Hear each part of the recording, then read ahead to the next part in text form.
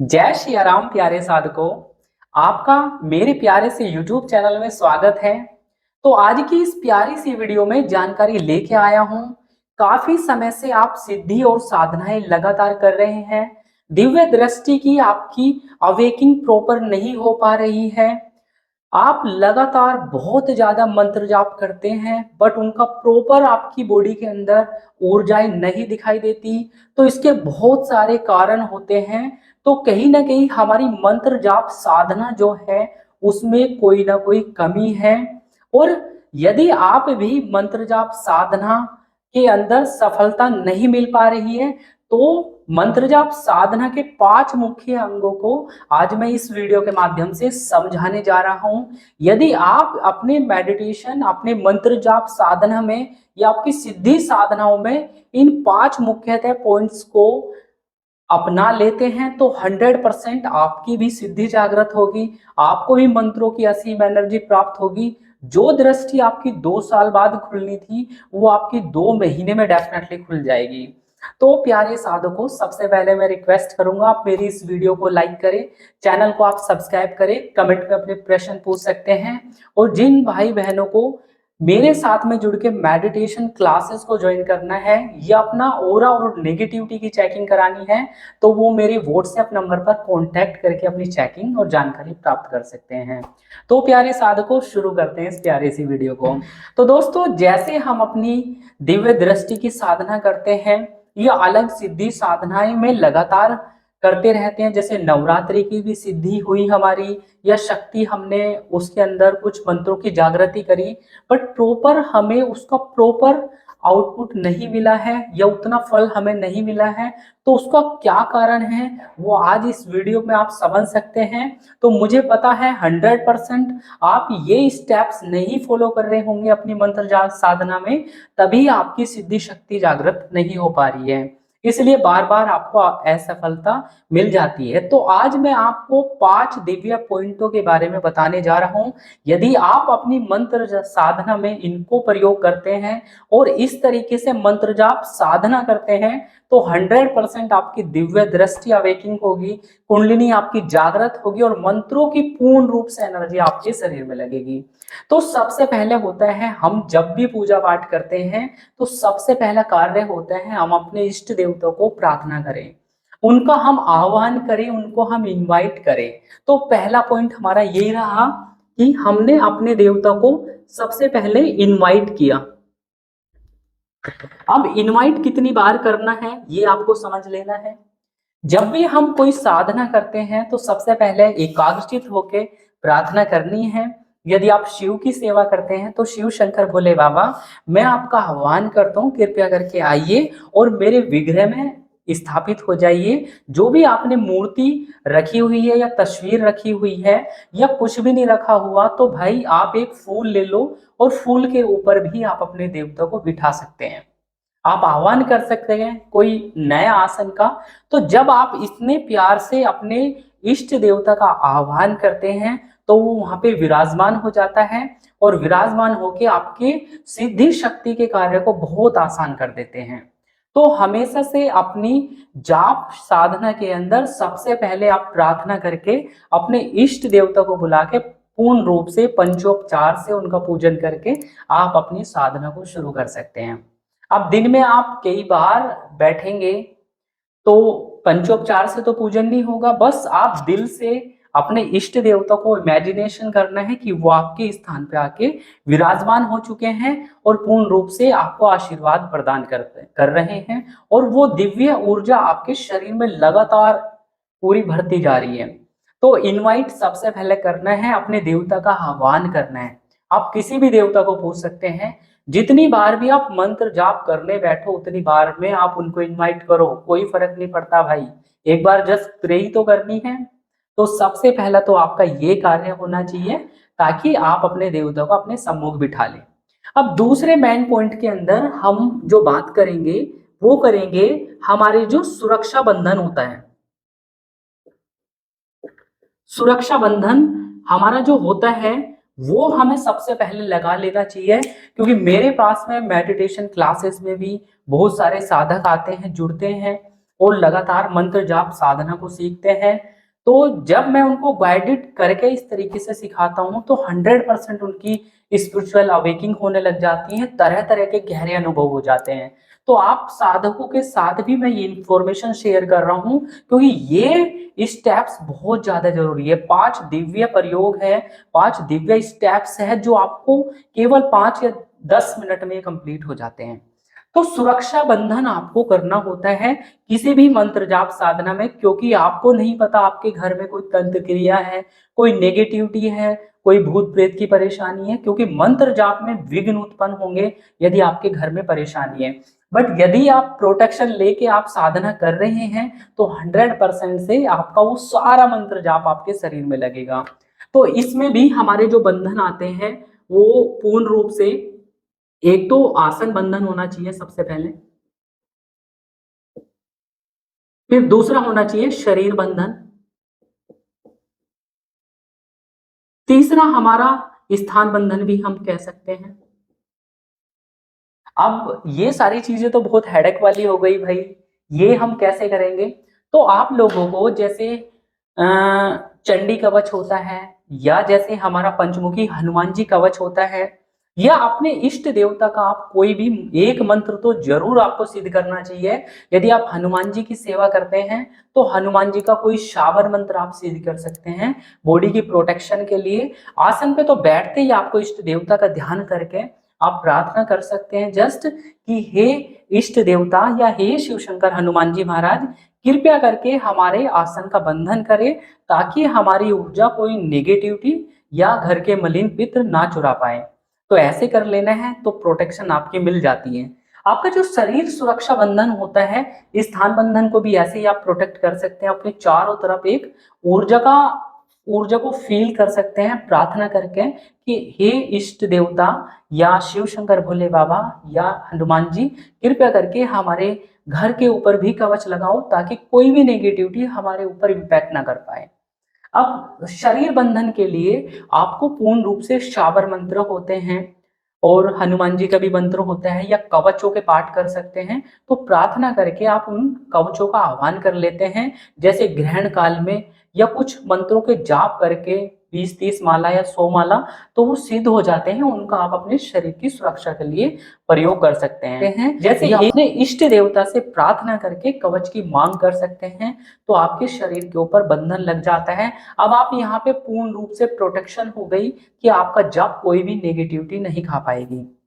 इसी के साथ में यदि आप कर लेते हैं एक हमारा जो इसमें, यदि हम तीसरा देखें तो न्यास और विनियोग, न्यास के माध्यम से भी हम अपने शरीर को सुरक्षित कर सकते हैं। यदि हमें शरीर बंधन का कोई भी मंत्र नहीं पता तो केवल जो मंत्र आप जप करने चाह रहे हैं उस देवता के अपने कर न्यास कर सकते हैं, हृदय न्यास कर सकते हैं और अपने शरीर को लोप कर सकते हैं। तो उसके लिए आप अपने मंत्र को जाप करेंगे, और जैसे मैं आपको बता रहा हूँ, समझा रहा हूँ, उस तरीके से आप समझने की कोशिश कीजिएगा। इसके ऊपर विस्तृत मैंने न्यास के ऊपर प्रैक्टिकल वीडियो बनाई है, आप डिस्क्रिप्शन में जरूर उसको देखिएगा, मैं इस वीडियो के अंदर डाल दूंगा। तो प्यारे साधकों, अब आपको न्यास करने हैं। आप जिस भी मंत्र की साधना करने जा रहे हैं उस मंत्र को एक बार बोलना है, इस तरीके से तर्जनी को ऐसे ऊपर की तरफ लेके जाना है। तो ओम नमः शिवाय ओम अंगुष्ठाभ्याम समर्पयामि, ओम नमः शिवाय ओम तर्जनीभ्याम समर्पयामि, ओम नमः शिवाय ओम माध्यमिकाभ्याम समर्पयामि, ओम नमः शिवाय ओम अनामिकाभ्याम समर्पयामि, ओम नमः शिवाय ओम कनिष्ठाभ्याम समर्पयामि, ओम नमः शिवाय ओम करतल पृष्ठाभ्याम समर्पयामि, ओम नमः शिवाय ओम शीर्षे या ब्रह्मरंध्र समर्पयामि, ओम नमः शिवाय ओम नाभि कमलम समर्पयामि, और ओम नमः शिवाय ओम नमः शिवाय ओम। इस प्रकार से हम अपने शरीर को लो कर लेते हैं, तो यहाँ पे फुल आपकी प्रोटेक्शन होगी। और वही शरीर सुरक्षा बंधन के आप ऑप्शन को भी फॉलो करके अपने शरीर को कवच कर सकते हैं। अब यहाँ पे तो होगी, अब बात करते हैं हम तीसरे पॉइंट की। तो यहाँ पे आता है हमारा संकल्प। संकल्प ऐसी आपका दृढ़ निश्चय होता है कि आप अपने देवता के लिए क्या करने जा रहे हैं। अब संकल्प संस्कृत का तो आपको ध्यान नहीं होगा या आप उसको बोल नहीं पाएंगे, तो आप जिस भी भाषा का प्रयोग करते हैं वो भाषा आपको फॉलो कर लेनी है। जस्ट इष्ट देवता से प्रार्थना कर लेनी है हाथ में जल लेके कि हे हनुमान जी महाराज, मैं आपके इस बीज मंत्र की 21 माला, 51 माला, 100 माला जाप करने का संकल्प लेता हूं और मैं अपने आसन पर बैठकर इसको संकल्प को पूर्ण करूंगा। और मेरी मनोकामना है कि हमारी दिव्य दृष्टि खुले, देव दर्शन हो, कुंडलिनी शक्ति जागृत हो और हमें आपके दर्शन भी प्राप्त हो। तो ये कामना करते हुए आपको संकल्प को अपने देवता के श्री चरणों में छोड़ देना है। तो बस यदि आप ये संकल्प लगा देते हैं तो आपका जो कार्य बनना था द्रव्य दृष्टि का, थड़ा या वेकिंग का, तो 6 महीने में खुलना था, तो संकल्पित होकर सारी जाप की एनर्जी आपके इन्हीं संकल्प के कुंडलिनी शक्ति जागरण, देव दर्शन और दिव्य दृष्टि या वेकिंग के लिए लग जाता है। तो आपका कार्य बहुत जल्दी हो जाता है। 6 महीने का कार्य 1 महीने के अंदर हो सकता है यदि आप इस तरीके से आह्वान करके, अपना बंधन करके और अपने संकल्प को मजबूत करके कर सकते हैं। तो मंत्र जाप साधना में चौथा महत्वपूर्ण स्टेप जो है वो होता है हमारा मंत्र का जाप।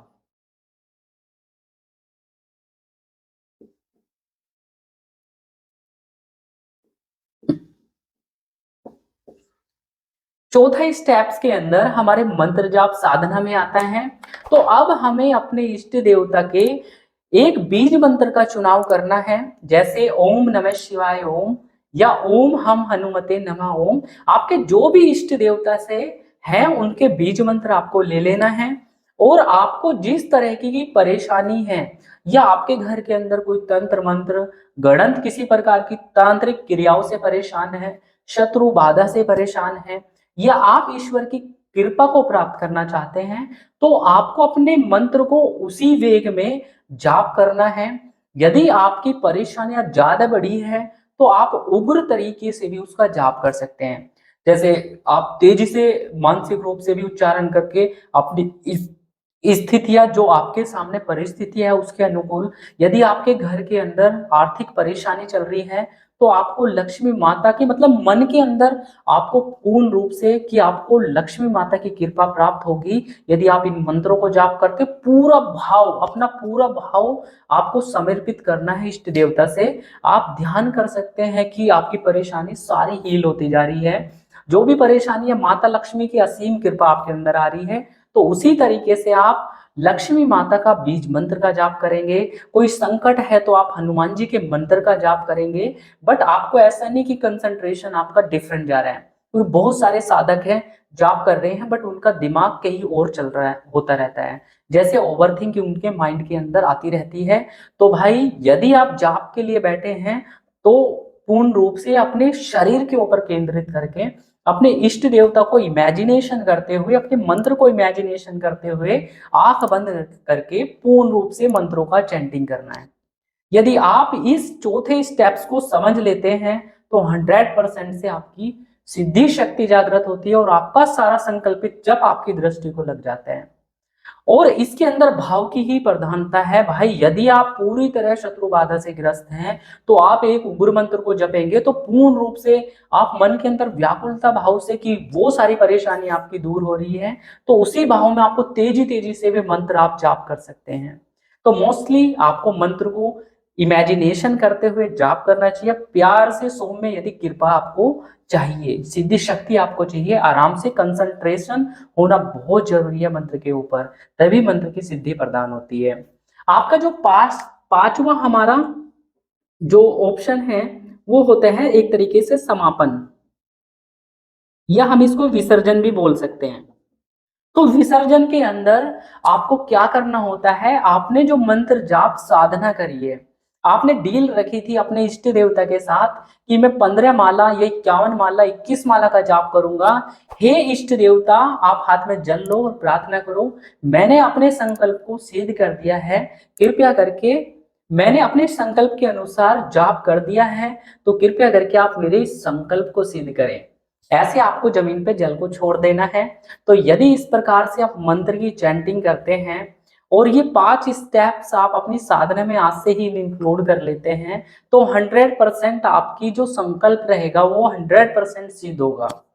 मेरी गारंटी है इस साधना के इस तरीके से जो भी साधक साधना करते हैं उसकी स्पिरिचुअल अवेकनिंग बहुत अच्छी तरीके से होती है।